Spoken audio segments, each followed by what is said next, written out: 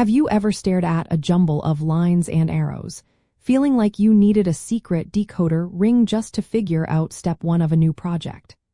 Putting together a playset can sometimes feel exactly like that, but with a bit of practice, those intimidating diagrams will start to make perfect sense.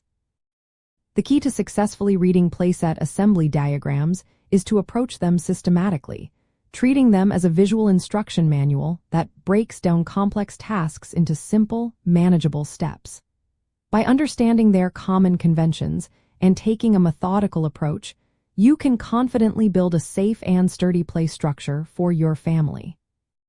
Playset manufacturers design these diagrams to be universally understood, relying heavily on visual cues rather than extensive text, which simplifies translation and reduces error across different languages.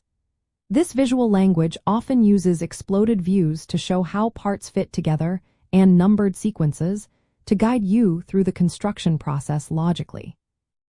The purpose is to prevent missteps by clearly illustrating the orientation and connection points for each component, ensuring everything aligns correctly for both structural integrity and safety. To begin, always start by unpacking and organizing all your playset components and hardware. Lay out the larger pieces and sort screws, bolts, and washers into labeled bins or containers, cross-referencing everything with the parts list provided in the manual. Next, carefully review the entire manual, paying close attention to the legend or key, which explains what each symbol, line type, and hardware icon represents. When you start assembly, focus on one step at a time, matching the illustrated parts precisely with the physical components you have in front of you. Pay close attention to the orientation of each piece. A slight rotation can make a big difference later on.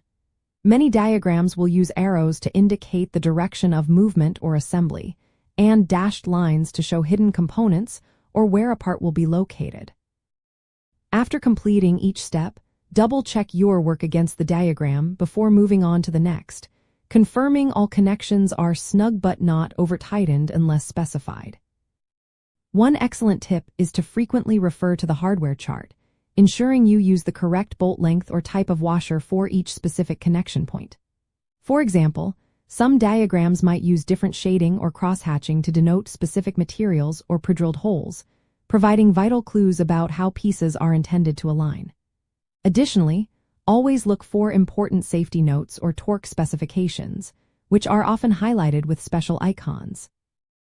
By patiently deciphering each illustration, cross-referencing your parts, and meticulously following the sequence of steps, you will transform a pile of lumber and hardware into a fantastic playset.